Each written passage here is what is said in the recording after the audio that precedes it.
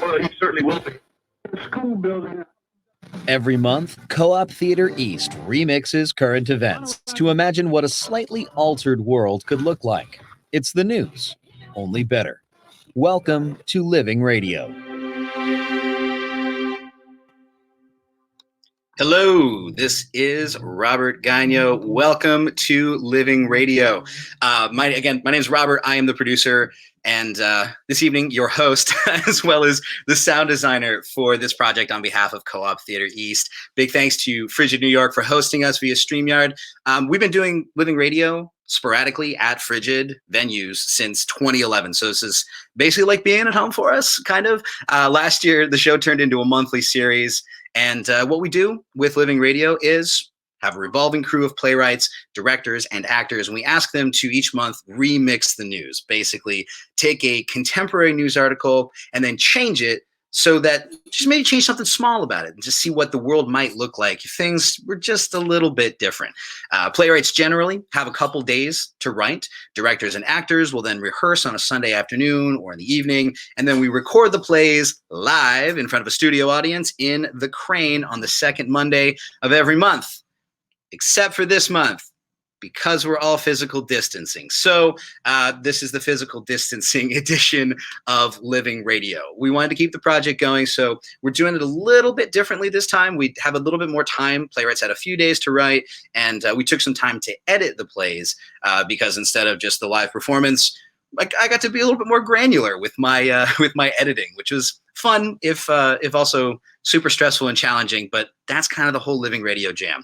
Because it is a little bit more live mixed now, we would recommend that if you're listening at home on your computer, when the plays come on, put on your headphones if you can. It's going to sound so much cooler. You might get a little bit more of the details that I tried to put in there for you.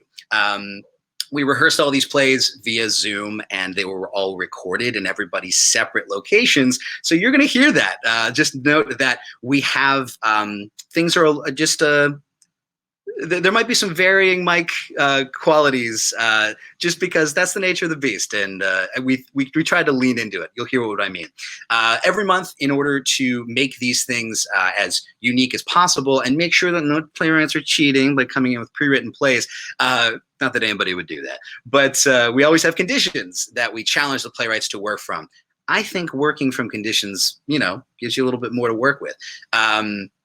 All these plays had to be inspired by an article that was written Friday, April 10th or later of this year.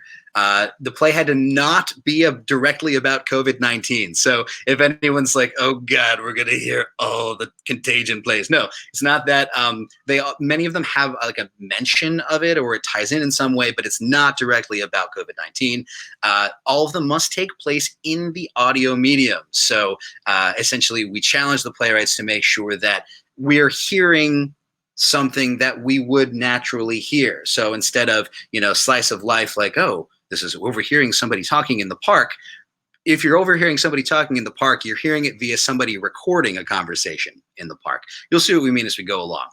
The last thing that they had to do is they had to incorporate the sound that would tell the listener what exactly the medium is that they're working with. Just like we do when we do this live, you're going to hear at the start of every play what we call our living newspaper, inspired, of course, by the great living newspapers of the early 20th century. We will recap the main article that the playwright worked from, so you have a little bit of an idea of what the source material is before we go into remixing and tweaking it, as it were. I think that's it. I think I'm going to start playing the play for you. Once again, before we get going, thank you so much to Emily. Thank you so much to Frigid for hosting us. If things go a little wonky, it's because we've never done this before. So I'm trying to stream this stuff from my computer with a brand new system that's pretty new to me. So please bear with us if we have a little bit of lag. One more quick thing before we get going. You can talk to us, which is a really cool little feature here. If you're watching on Facebook Live, as this is live, you can comment, as Ash Marinaccio just did, to say, hey, friends. That's a thing that can happen. We're going to be talking to each of the playwrights after we hear their play. So you got a question as you're listening to the play. Oh, this was a really cool idea. Why did you use that in your play? Or, hey, I heard this sound. Can you talk about that? ask us, ask away. We will have a quick, 3 to 5 minute conversation with each of the playwrights at the conclusion of each of their plays, each of which run about 10 minutes in length. So no more ado. Let's do this. First play is Jen Brown, written by Jen Brown. The play is entitled A Llama Stole My Heart. It stars Carrie Bond and Anna Savant with cameos from the director and the playwright.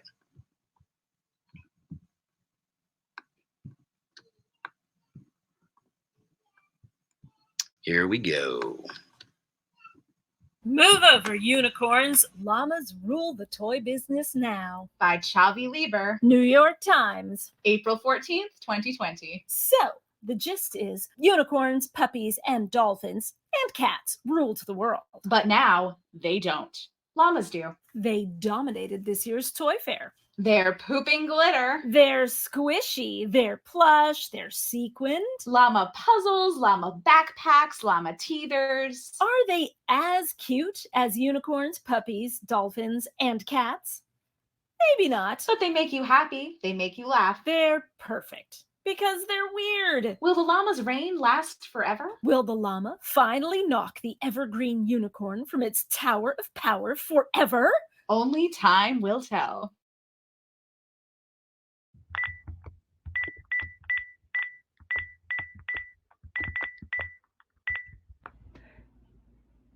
Did you dial it right?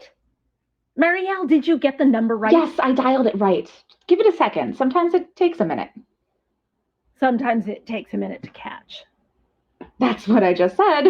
I know. Then why did you say it Who again? cares if I said it again?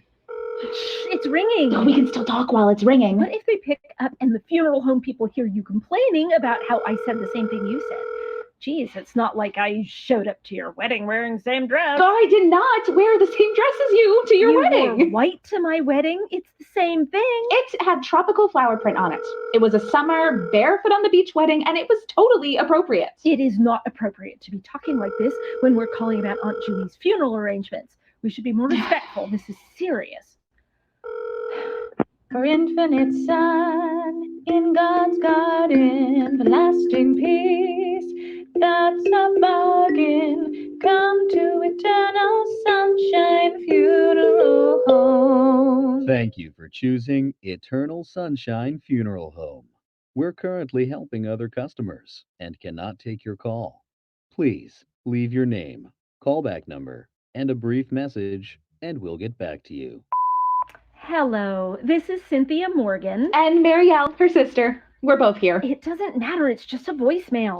We're calling in regards to our Aunt Junie. June Sellers. We're meant to have her viewing and funeral at Eternal Sunshine on Tuesday and Wednesday of this coming week. She was a very particular lady, and she had a very particular request. They can call us back. Oh, just leave the full message. It's already I recording. should speak to them directly. Oh, what does it They're matter? arguing on their voicemail, Marielle. It's a funeral home. They get all the family drama. I'm sure that this is tame by their standards. We're sorry, but your message exceeded the call limit. Please call again. This time, if we get the voicemail, just let me Oh, talk. you're so controlling. You're always like this. I'm not always like this. You are. Yeah, you always go into big sister, get shit done mode and walk all over everybody in the name of your tiny emergency dictatorship. I own a health food store and make goat cheese. Ugh. I am not the type to lord over a tiny dictatorship. You already do. It's called Cynthia's Garden and Goats. For infinite sun in God's garden, for lasting peace, that's a bargain. Come to eternal sunshine funeral home. Thank you for choosing Eternal Sunshine Funeral Home. We're currently helping other customers and cannot take your call. Please leave your name, callback number, and a brief message, and we'll get back to you. Hello, this is Marielle and Cynthia again. Sorry about before. We're calling about June Sellers. Our aunt. They know. Anyway, you see, she had a fondness for llamas. She was a llama farmer. We're at her ranch right now, surrounded by llamas. Honestly, I think there's one outside the window. Is that supposed to be there? Llamas are lovely animals. It's fine. It's supposed to be there. Mari, how? Good. Aunt Junie loved her llamas. Had llama action figures and llama lunch boxes and juice glasses and so much vintage stuff. Do you think any of that stuff is worth anything? Not the time. Her dying wish. Which somebody failed to mention. Because it's crazy. It's sweet. She never had children of her own. We are her human children, but her real babies were her llamas. They meant the world to her, and she, Oh, just say it, Cynthia. she wants the llamas at the viewing and the funeral. Not all of them, but a few to represent the herd. The elders of the group. Loopy and Flora. Pete and Jasper, Josie. Josie and Loopy don't get along. Well, they're just gonna have to suck it up for the sake of their dead mother, Cynthia. Their llama. We're sorry, but your message exceeded the call limit. Please call again.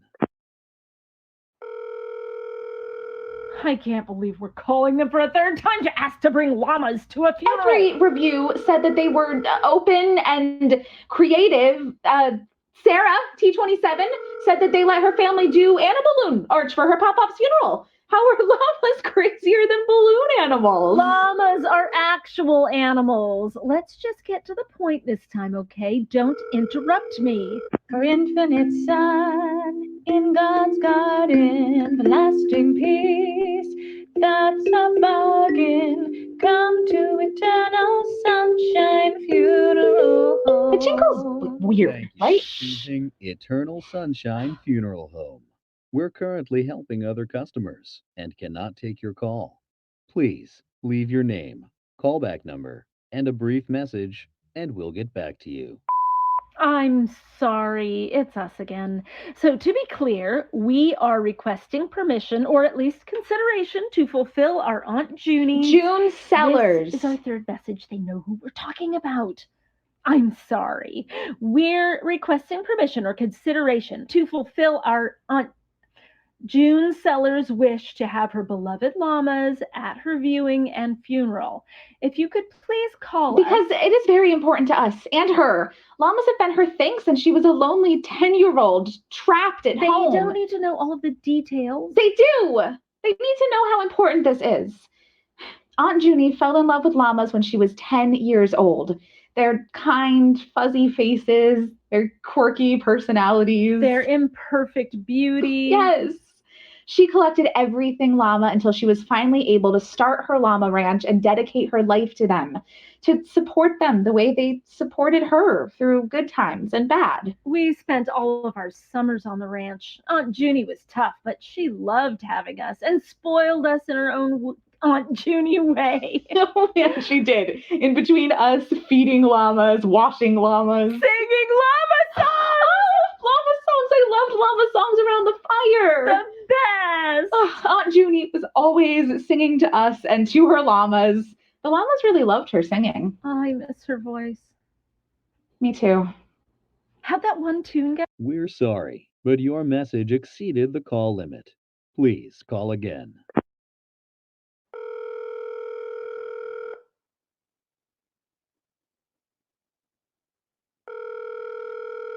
For infinite sun in God's garden, for lasting peace, that's a bargain. Come to eternal sunshine funeral home. Thank you for choosing Eternal Sunshine Funeral Home.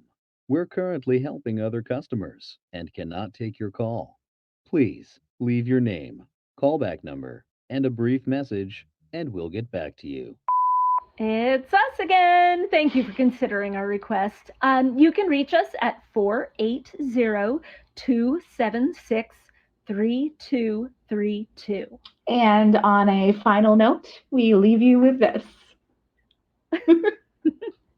Oh, a llama stole my heart, but I'm not mad at all. 'Cause another heart grew in its place. Bigger and warmer, all shiny and new, till another llama came and stole that one too. Be careful when you're getting close, nose to nose, and eye to eye. 'Cause when you do, this is true. Love will catch you quick.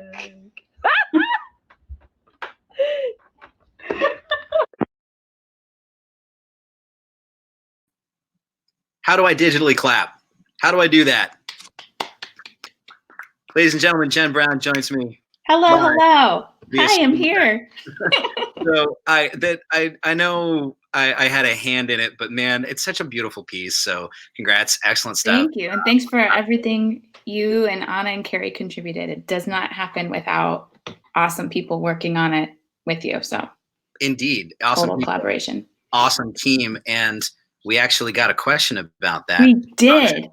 Campbell. We How got did you two record- questions. Yeah. So let's start with this one. How did you record the singing part? So there was it was a challenge, but it was a really unique challenge that thankfully, because Jen had written this as a phone call, we could use the phone call to do it. Jen?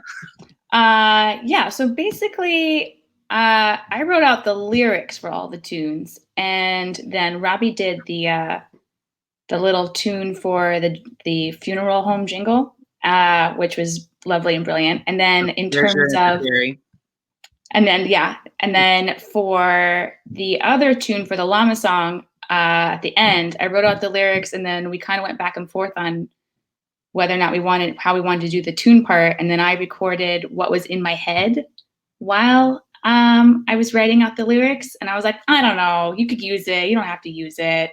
But we ended up working out really well. And what we ended up doing, because we recorded via Zoom, and Anna and Carrie were like champions in this moment, trying to make it work because you have that weird delay with Zoom. So they played me singing it in their ear, and then we recorded them on Zoom singing along. And Robbie, I think brilliantly, decided that it was sort of them sort of remembering the song together. So we kind of used the limitations of Zoom to our advantage in that moment. And so he recorded them each separately on their phone. So they were recording on their phone while we were engaging with each other live on Zoom. And then we sent the recordings to Robbie, and then he was able to mix them in such a way. And I think it sounds beautiful. I think it sounds great. And it sounds like two sisters on the phone having a great memory about an important person in their life. And I'm so happy with the way it turned out.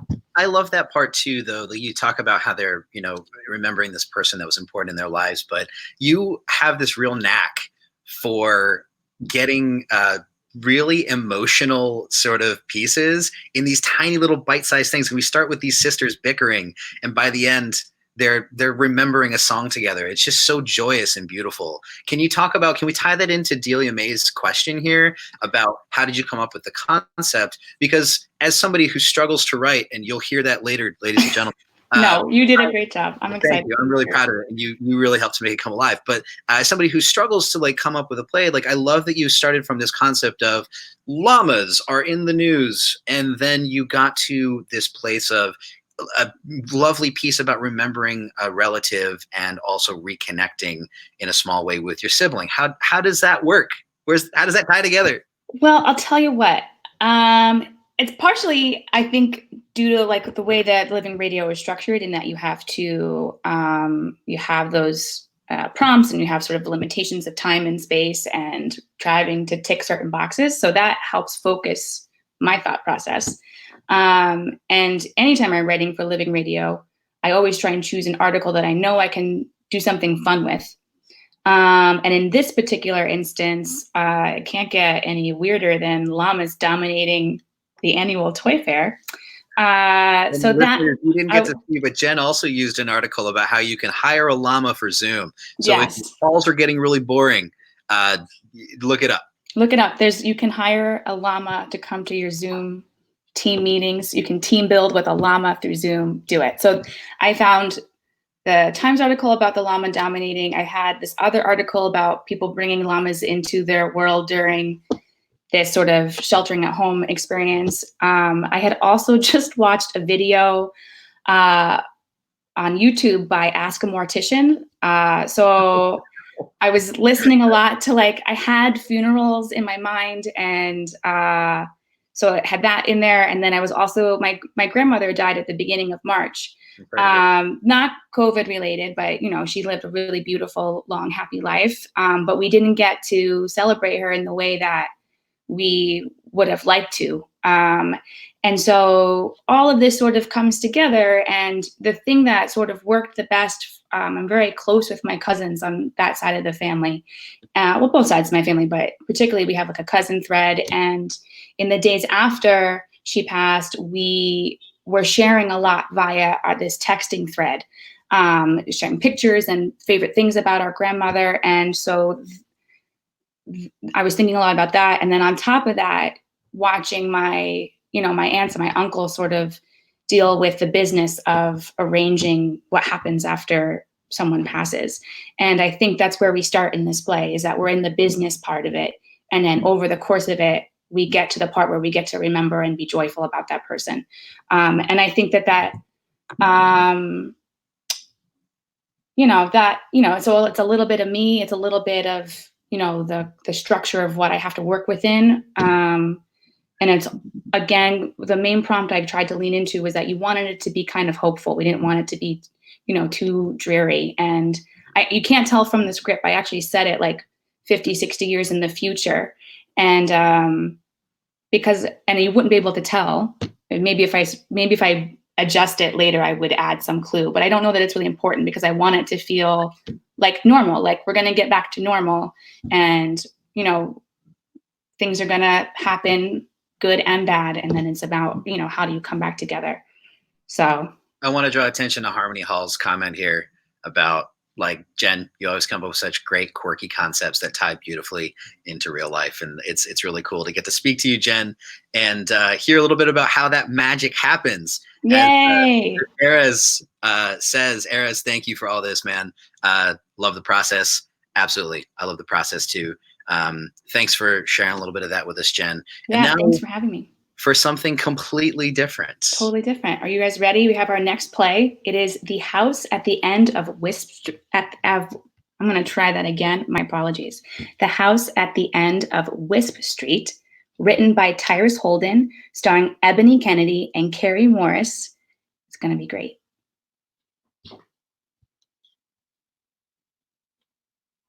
Jazz hands. A woman killed Tuesday in a fire at a home was identified Wednesday. Died after her home on street in caught fire on Tuesday afternoon, according to the county medical examiner's office. The office hasn't yet determined the cause or manner of death, officials said. The cause of the fire still was under investigation Wednesday, county sheriff said. No one else was injured in the fire. Test, test, test. Check, check, level, check. Fire. Just kidding. Okay, I think we're good. So, this is Kelly Anderson, local independent journalist. Today's story is the Wisp Street Fire. Damn it. Forgot to mention I'm on the scene of the damn fire. What's left of the scene after the fire. Ow! I busted my knee. Yet another casualty of the fire.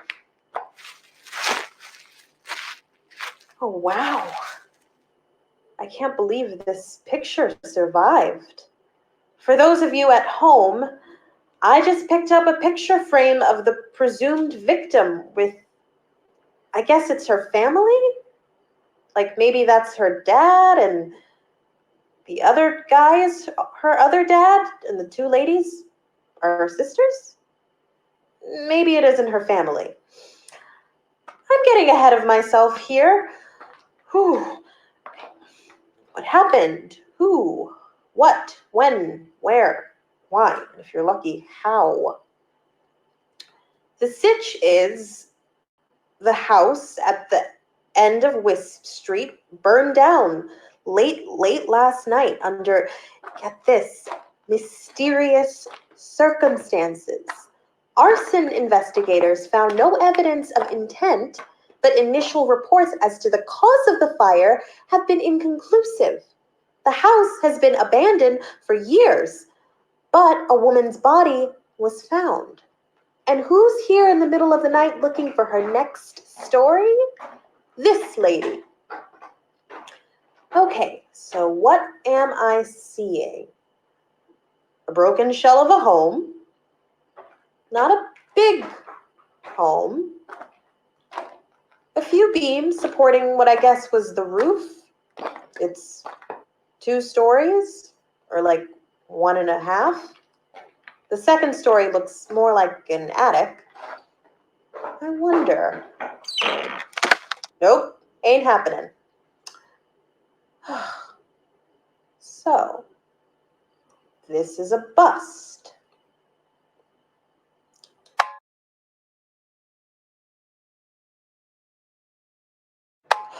Okay, thought I was done, but then I found this.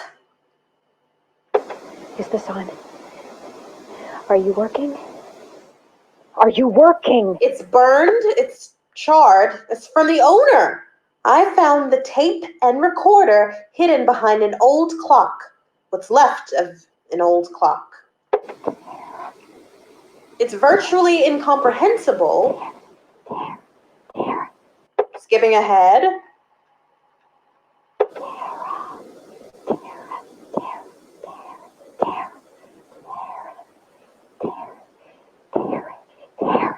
Oh boy. Tara. That's what they keep calling me. The voices. Okay, now it's getting good. It's not good. It's horrible. My name isn't Tara. It's Who? full. My name isn't Tara. It's Maybe I can clean up the audio later. If we keep going. It was so cold out there. For so long. It's good to be warm again. Dry. Warm. I think she might have gotten more than she bargained for. It all seemed too good to be true. The silence. What I really wanted was the silence. But it's just so loud. Can you hear it? Probably not anymore. If you can't hear it, you're not listening. This poor woman needed help. You're not listening. I'm listening. For what? Can you hear it? It haunts me. What is she talking about? Not listening.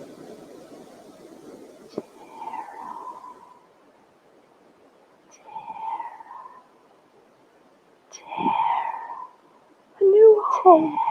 That was the promise. A place to hang my head. Where I could play.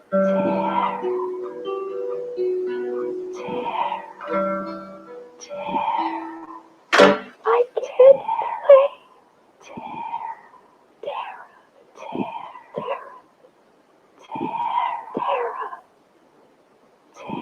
Tara. My name isn't Tara.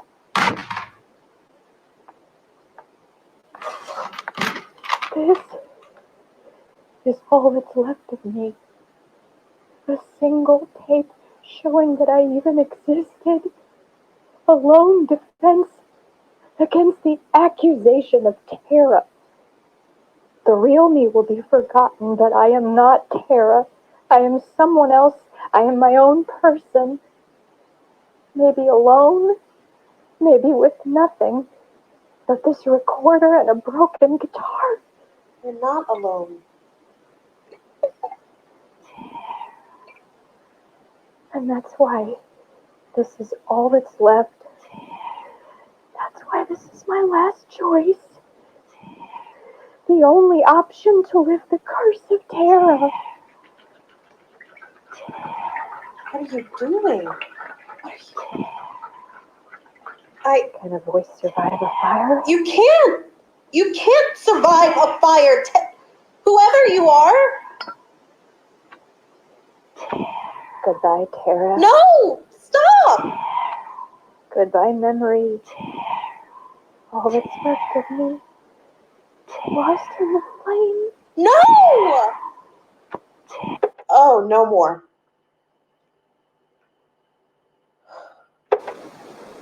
No. No, I won't. No, I won't. I'm just going to sleep. Just going upstairs to my cozy little room. Just sleep.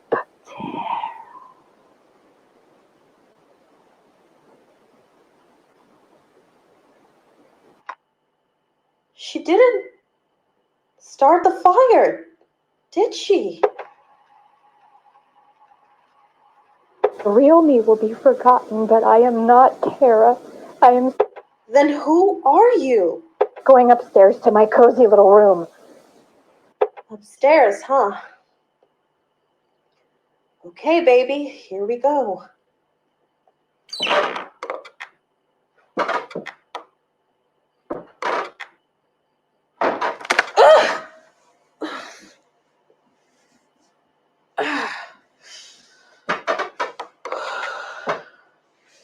You're not Tara. I just need your name.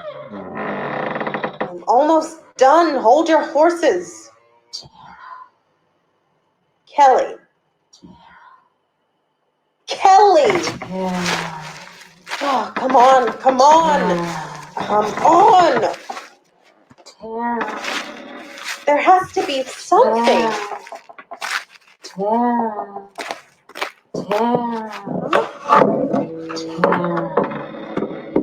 Her guitar survived.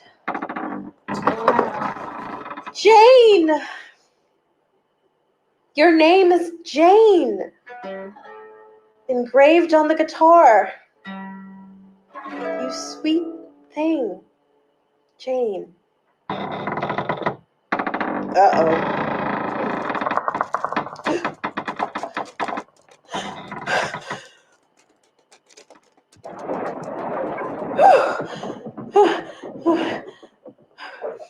Boys, you got anything left? Any more desperate cries for Tara?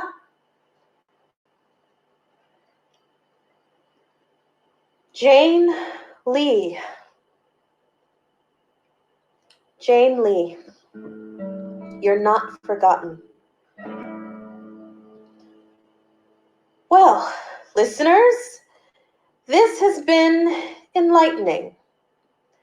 This is signing off from the house at the end of Wisp Street. I promised something completely different. And now, welcome to the playwright, Tyrus Holden. Hey, how's it going, everybody? Thanks for joining the live stream. We're getting lots of great comments about how creepy this is.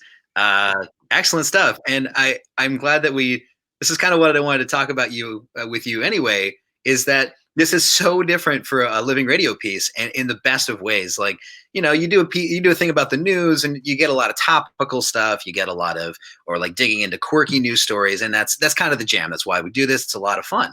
But you took this prompt and like came up with this really super creepy, awesome, like atmospheric ghost story. Can you talk to us a little bit about what that was like? Yeah. So for me, I mean, I really appreciated the prompt that none of this should have had anything directly to do with COVID. The last thing I wanted to talk about was coronavirus or any of this nonsense.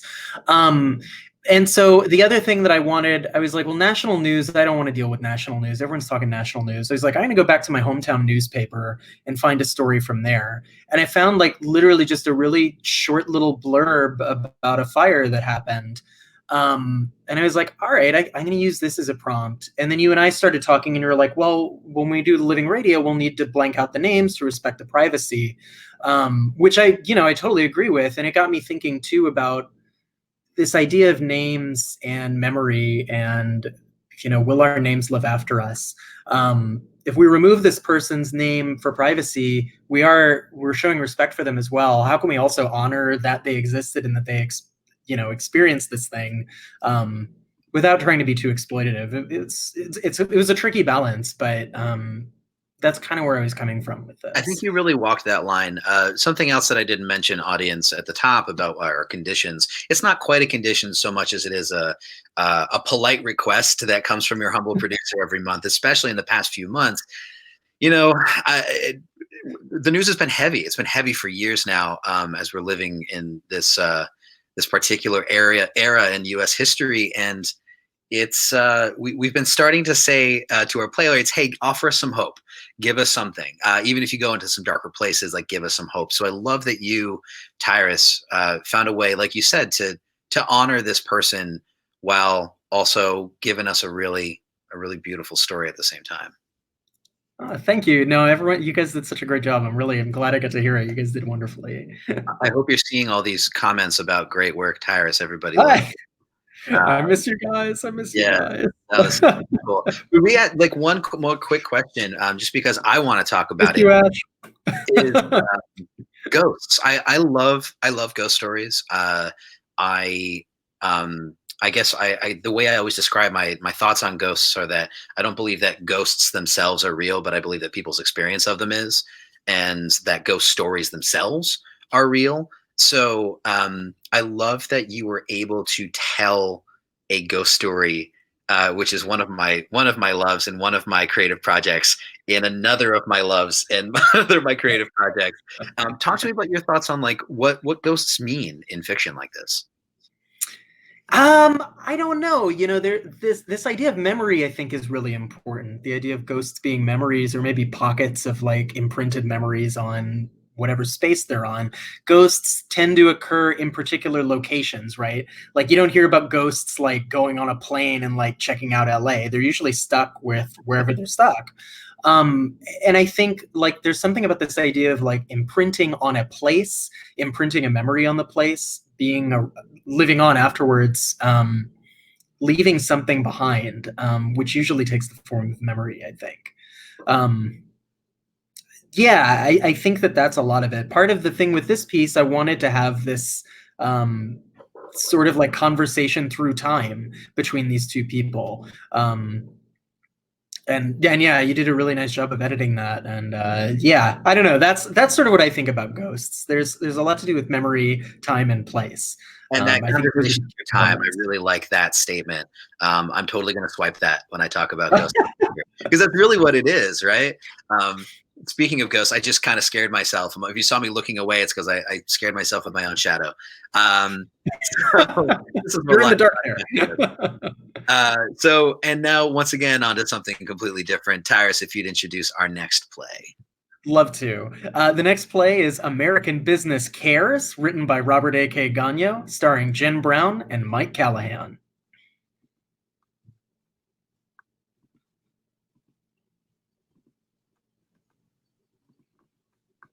Reese Witherspoon's fashion line offered free dresses to teachers. They didn't mean every teacher. By Vanessa Friedman. New York Times. April 15th, 2020. Just around the time that American schools and offices started closing because of the coronavirus pandemic. Not that long before numerous designers had suddenly become heroes for volunteering their services to hand sew masks so that surgical grade ones could go to those who needed them most. The staff at Draper James, Reese Witherspoon's fashion label, started talking about doing something for teachers. What if we gave teachers dresses? Someone said. Everyone loved it, including Ms. Witherspoon. On Thursday, April 2nd, Draper James announced the offer on its Instagram page, writing, Dear teachers, we want to say thank you. During quarantine, we see you working harder than ever to educate our children. To show our gratitude, Draper James would like to give teachers a free dress. They were instructed to apply by form, given a deadline, and told when winners would be notified, as well as that it was valid while supplies lasted. Unfortunately for the company, that turned out to be not very long, given the response. And that made the dress debacle at Draper James both a case study in fashion's wide-ranging power to symbolize hope and positivity, as well as what happens when national crisis, celebrity business, altruism, and social media collide. All of a sudden, the desire to help started to look like a cynical marketing ploy.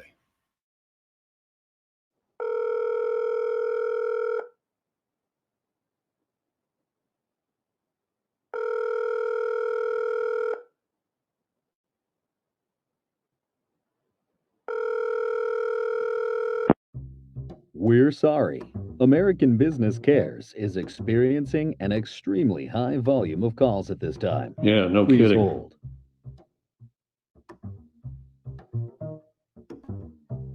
Thank you for holding. We're about to connect you with a call representative from American Finally. Business Cares. We're here because American Business cares. That's CARRES. Creates affordable retail relief for everyone's soul. This call may be monitored for quality assurance. American Business Cares. This is Krista. Oh, thank goodness. I've been trying to get through since Tuesday. I'm so sorry about the busy line, sir. In this crisis, of course, the American Business Cares line has been overwhelmed, but we are so happy to help because American Business Cares. That's CARRES, creates accessible retail You can relief. skip all that, Krista. I've been calling for 4 days. I know the line. Of course, sir. Sorry about that. Just standard policy. Why did you call the American Business Cares hotline tonight? Well, I mean, where to start? I'm a senior living alone, and I've just about lost all of my income. The most important need I have right now is basic living expenses at the moment. I need some food essentials restocked, and I need to be sure I can cover my utilities like phone and internet bills. They're going to be coming due pretty soon. Basically, Krista, I just need to be sure I can eat and stay in contact with the outside world while I'm stuck at home. I don't want to be going out in public, you know? Stop the spread and all that. Absolutely. I'm sure we've got some fabulous products to help you. We just need some basic info and we'll connect you to assistance right away, sir. Your name? Of course, it's Jim. Sorry, it's James. James Francis Alex. Sorry, is it James or Francis or Alex? All of them. That's my name, James Francis Alex. James is the first, Francis is the second. That's so neat. 3 first names. Yeah, I get that all the time. Social? 16. And your occupation, Mr. Francis. Alex, actually, and well, Jesus, it's a tough thing to say. I do lots of things. I usher at several theaters, or rather I did until they shut them down. I usually take reservations at a restaurant on the weekends. Again, until those closed. With that voice, people must love to reserve with you on the phone. Why, thank you. And as a matter of fact, I do a lot of voiceover work as well, but so few people are hiring, and with so many people flooding the market with their services because they're home and can't do anything else, there's just very little work to be had. Well, thankfully, American Business Cares, that's CARRE. Krista, please. Right. Sorry. Standard script. We can skip that part. I was about to say, though, that thankfully, you're in luck. Wholesome Foods, America's choice for the most wholesome and fabulous foods, is offering a free basket of essentials, including fresh fruits, vegetables, bread, and boxed and canned staples, just for stopping by their brand new superstore in Westchester County, located on Sorry, Route, hang let's on. see. Did you say stopping into a store? That's right. Their brand new superstore opened in February in White Plains, just a short drive from Manhattan.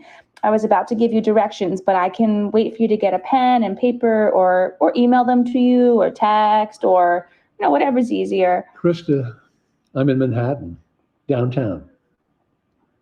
Oh, it's a short drive from Manhattan. Sorry, I think you misunderstand me. I live in the financial district. I'm a senior on a low income. I don't have a car.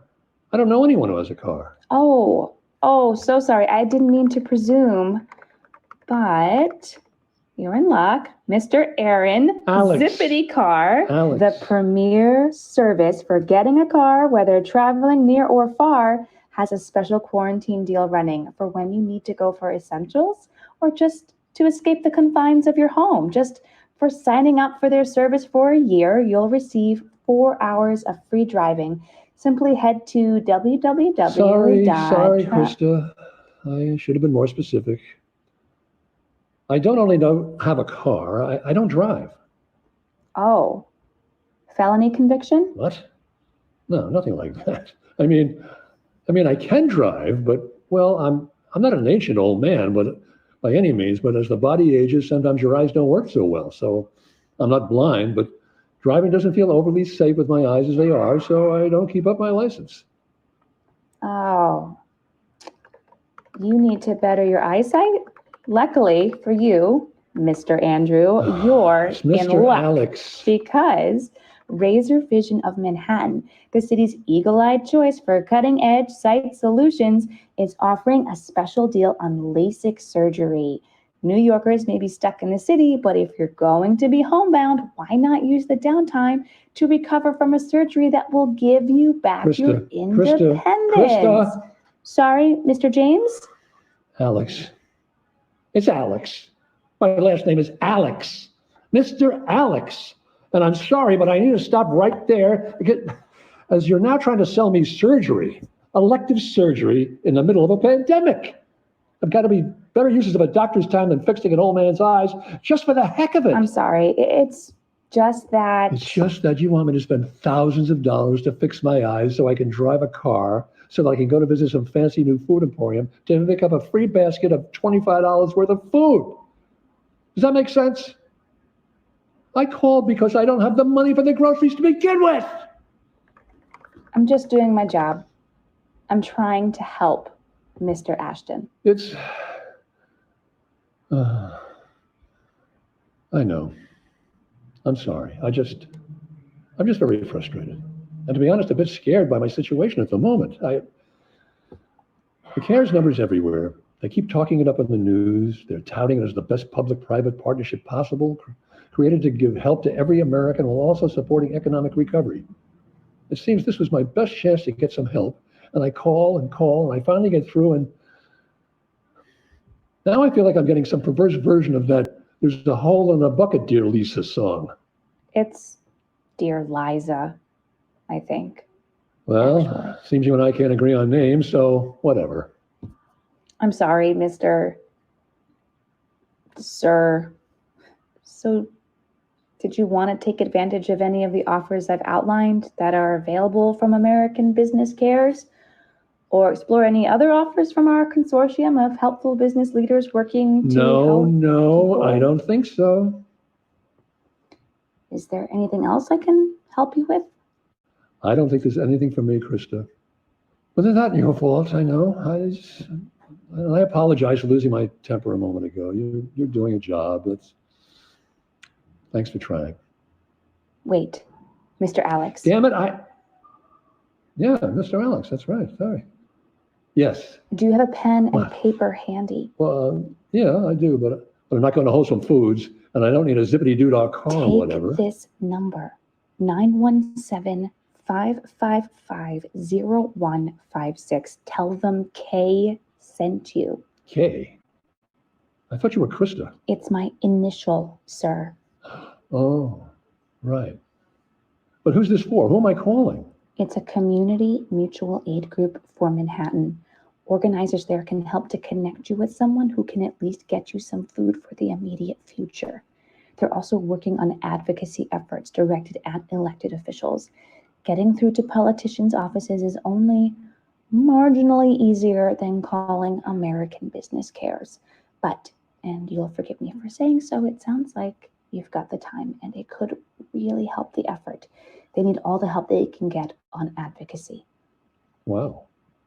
Yes. Okay, yes, I'll call them. Oh, thank you, Krista. And you'll forgive me for saying so, but I mean, you could have led with this instead of trying to sell me stuff I don't need. I'm sorry, it's Mr. Alex, right? Call me Jim, please. Jim, you called the American Business Cares hotline. The Community Mutual Aid Group is not affiliated in any way. I'm definitely not supposed to be sharing this information with you on this line. Frankly, I'm risking my job even saying this. Hence the whispering. But while they do sometimes monitor these calls, they usually stop listening after the first few offers. I don't think anyone listens to one of these calls this long. The bottom line, Jim, is we need to help each other. The government is likely not coming to help you. American business is definitely not coming to help you. Why do you do it then? Work there. It's got to be soul crushing. My family needs food too, Jim. Oh, right, of course. I didn't mean to offend. None taken. I'm not proud, but we all do what we can, and maybe this is just the kind of apocalyptic scenario that'll force things to actually change. That's pretty optimistic. I need to find something to lift some of that weight off my soul, right? We're all doing what we can, Jim. Please do what you can, too. Good luck. Thank you so much for calling American Business Cares, because American Business, CARRES, creates accessible retail relief for everyone's soul. Watch your mail for a special brochure packed with more special offers from our affiliates. We're putting America back to work and keeping the gears of our great economy turning. Have a great day. Krista, I can't thank you enough. I really appreciate you taking the risk to share.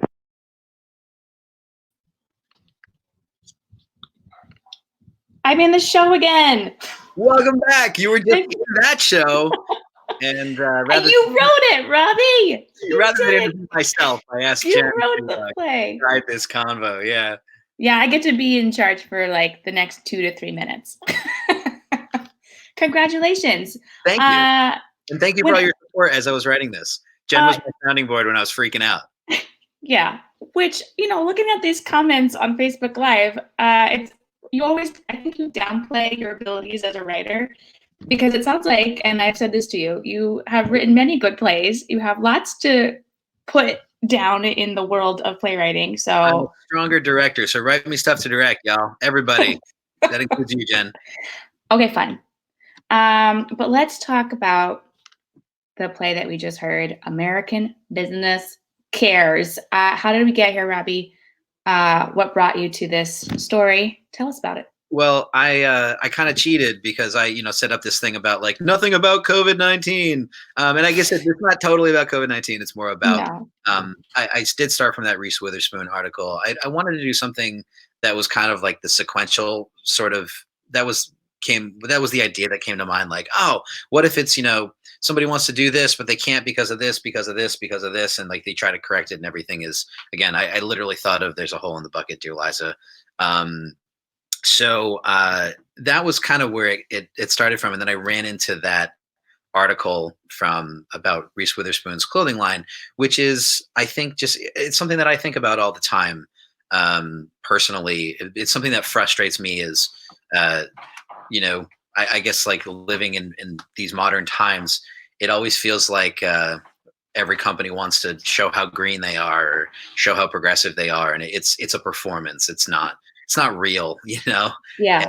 And, I don't think Ms. Witherspoon was trying to pull one over on anybody, but there's definitely an aspect of these sorts of things where it's like, well, we're in a crisis. How do we look good in the crisis as opposed to actually help? So I wanted to find a way to not only say like, hey, this is kind of malarkey what these folks are doing, but also show via your character, like how maybe somebody who is in a position of power could, even no matter how marginal that power is, can try to actually do something good. Yeah, and I think that's sort of encapsulated at the end where I'm doing what I can do. You can do what you do. We all have to do the little bit that we can, even if it's just to make us feel like the weight is lifted off of us a bit. It really is, because I do think that everyone can do something. Yeah. It's no matter how small it is, because I think it's really easy to say like healthcare workers are the heroes and we have a hero, so the rest of us are absolved. Like it doesn't absolve you. It doesn't absolve anybody. Health workers are indeed carrying an incredible burden right now. So it's incumbent upon the rest of us to lighten the burden in any way that we can, whether that's, getting involved with mutual aid networks that are out there, whether it's, just calling your legislators. Everybody out there, if you're watching this, you're a member of the independent theater community, join the League of Independent Theater. Get involved. Even if it's just once a week, you call somebody that's an elected official that represents you and tell them about a bill that's important to you, or there's just so many ways, and Yeah. I think it can feel so futile, but it's not. None of it's futile. Well, I think the little things that you can do actually do have big impacts. For example, I follow a company called Resisterhood LA, which is based out in Los Angeles, and their primary focus is helping other organizations achieve their missions and goals. And their primary goal this year is to work with the homeless.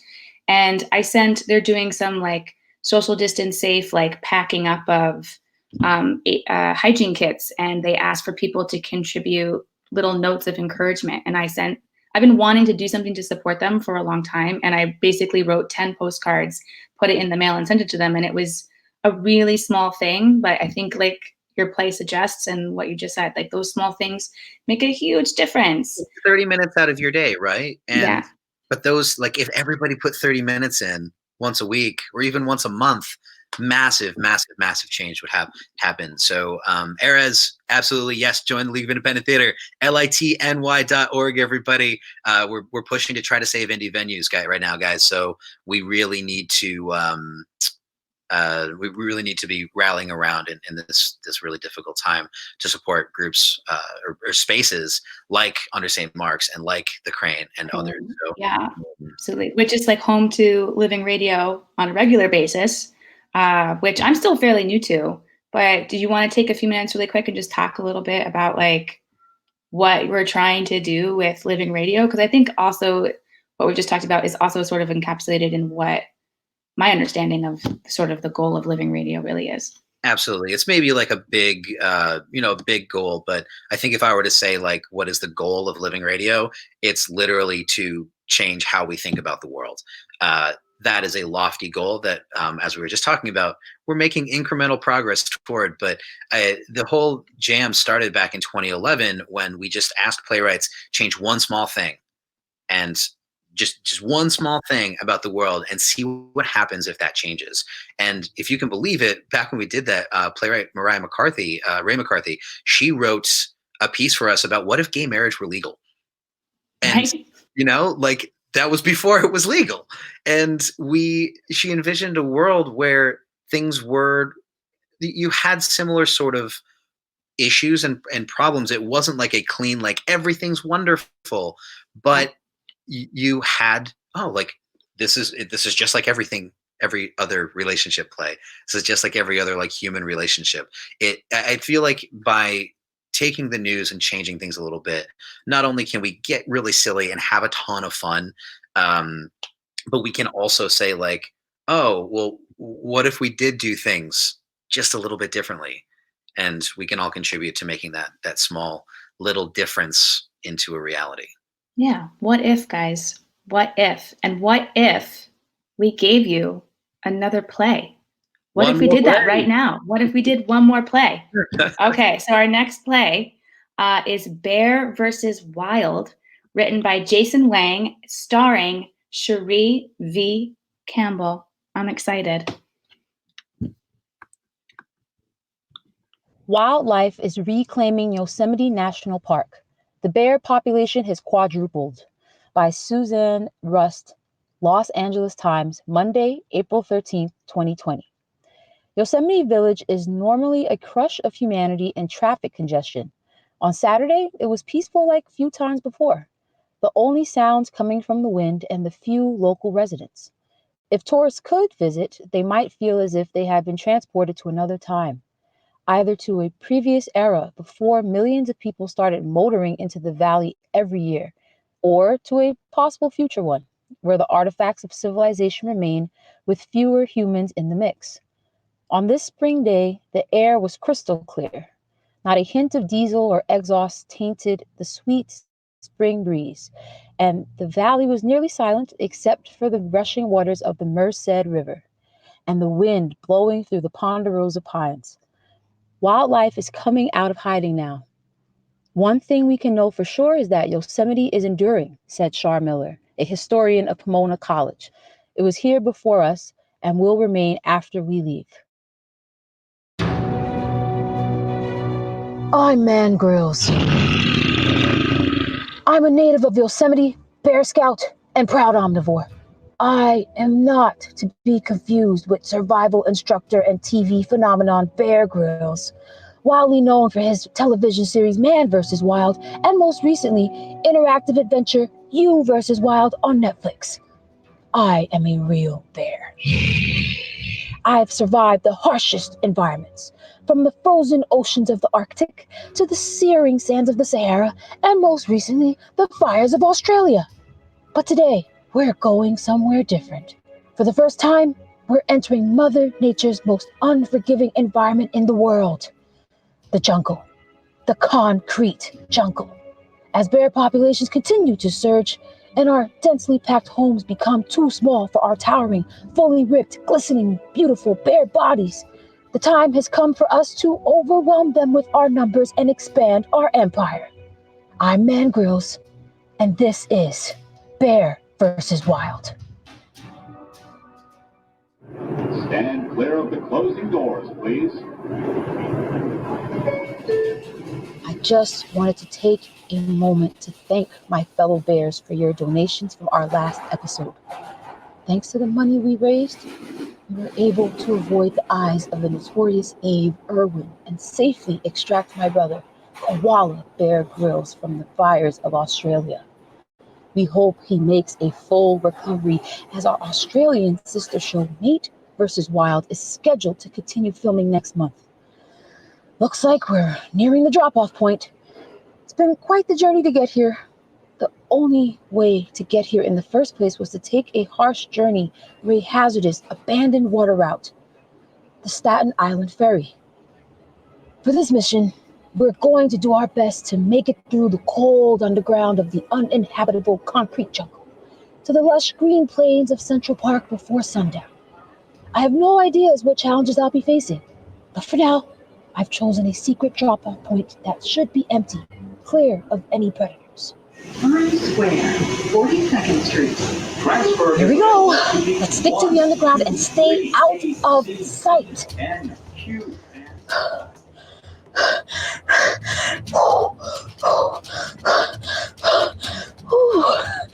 Barely snuck past that one. Can't believe that the drop-off point was completely empty, but those police officers were still working. We aren't polar bears, so if they caught us, we wouldn't just be let off with a warning.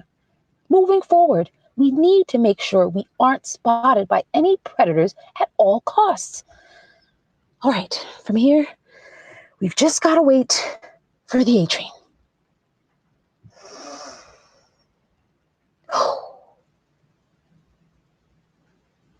Any moment now. Little did I know the A train wasn't coming. There's only one way to Central Park now, above ground. We now return to Bear vs. Wild. Bear with me here. I had hoped to stay safe underground, but to nobody's surprise, this train isn't running. It looks like the only way is up. From me to you, none of my training could have prepared us for this. Back at Yosemite, the Rangers are afraid of us. But here in New York, these humans are something else. Twice as tall, twice as aggressive, twice as strong. You ever wonder how many kindergartners you could take on in a fight at the same time before you go down? With New Yorkers, it would only take one.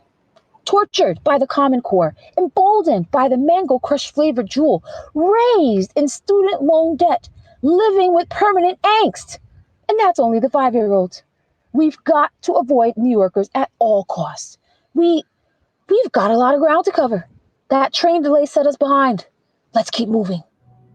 My best bet to make it to Central Park before sundown is to take it slow and try to blend in. While my brown coat might be advantageous in woodland areas, it's a disadvantage here.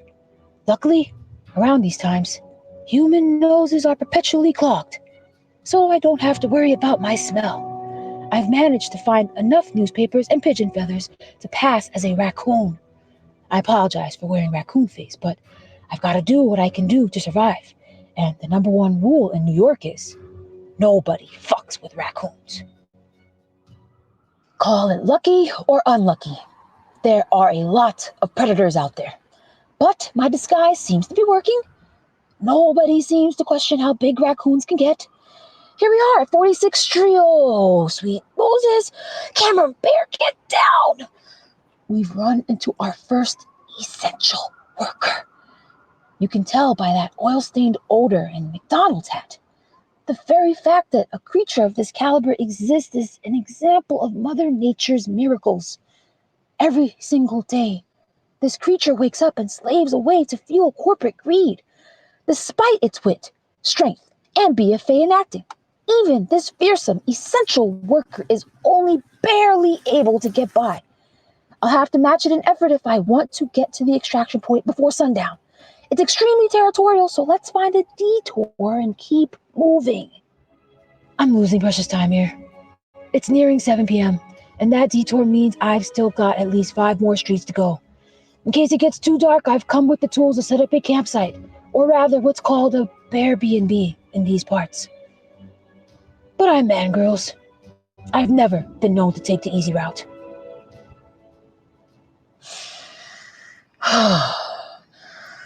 Oh, getting a little tired here.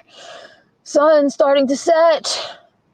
If I'm not going to camp, I need a snack.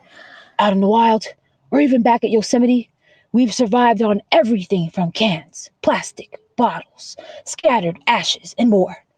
Here in the jungle, however, there's nothing here! There's no food in sight. Looks like the streets are clear of any litter to eat. Must be the work of some other kind of essential worker. Looks like I'll have to find another means of... Oh, sweet Moses. A glimmer of hope. A rat! Can't believe they have them here, too. A bit larger than usual, though. Let me just... Gotcha, little critter. But little did I know, that may have been my last mistake. And now back to Bear versus Wild. A New York City rat has enough venom to kill a grown bear in hours. With no Care Bear Center nearby, my only hope is to reach the extraction point. That was not a good meal. I need to go. Just one more block. Not a predator in sight. I can do this. I can't move. I can't feel my muscles. Don't try this at home.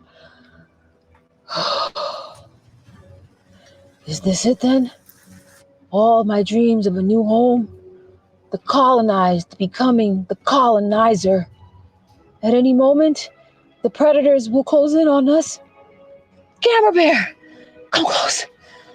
Let me tell you something.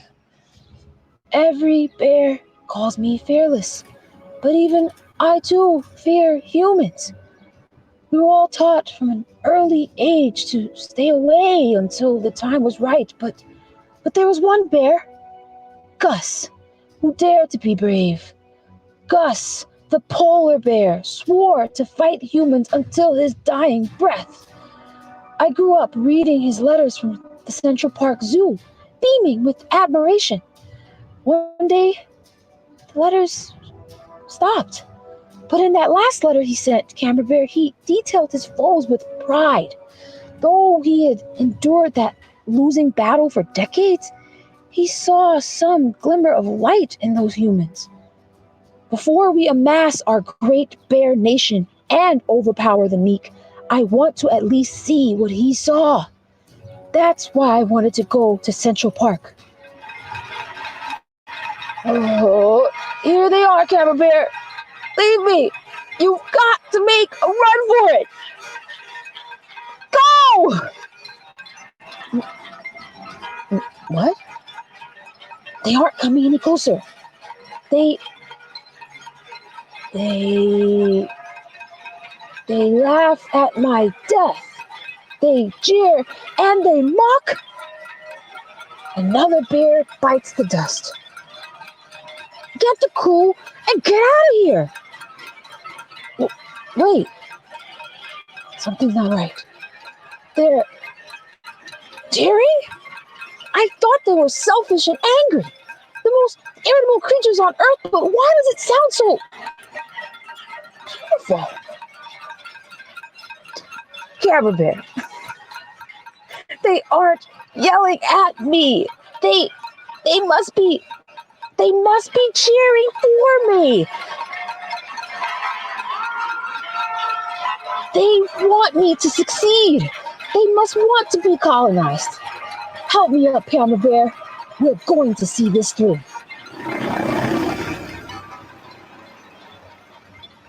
Though I made it to Central Park, I never did find out what Gus saw in that Central Park Zoo. But if I can survive in the unforgiving jungle of New York City, then it's proof that every bear can survive anywhere. Through the greatest poisons, our bodies will endure. Through searing flames, our fur will not burn. Through the shivering cold, we live, laugh, and love. I am set to make a full recovery, however lengthy. In the meantime, study this video. Hone your survival skills. But most importantly, have hope for the day in which nature reclaims what is rightfully ours approaches, for it will be unbearably glorious. I'm Man Grills. Until next time on Bear vs. Wild.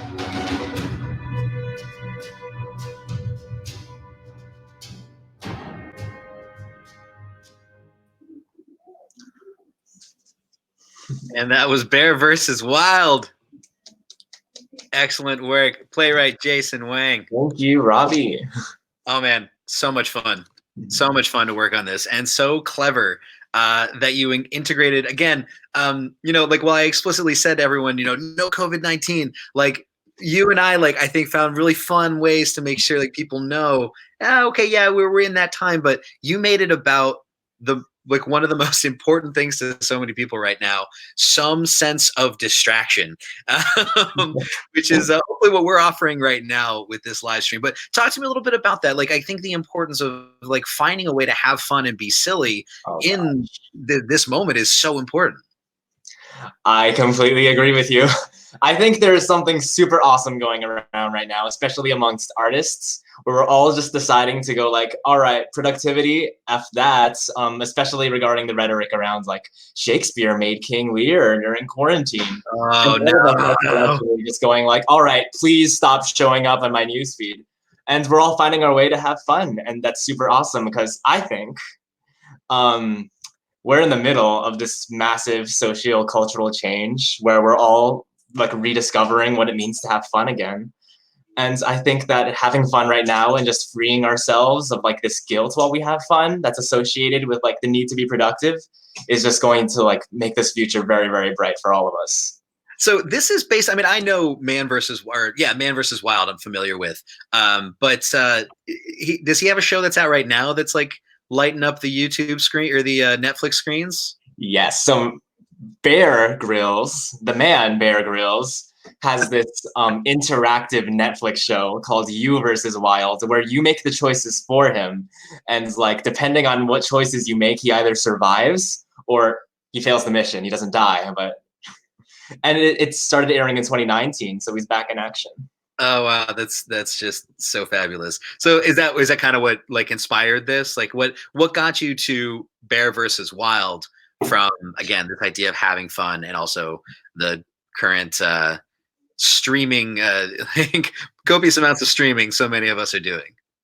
Oh, it was a long journey to get here, Robbie. I was very, very stumped on what a monologue play over like the web would look like, especially on a radio, and especially since there's no fourth wall here that we can play to. So Bear versus Wild, Man versus Wild was one of my inspirations, and I wanted to find something that had its own stakes to carry itself through the story.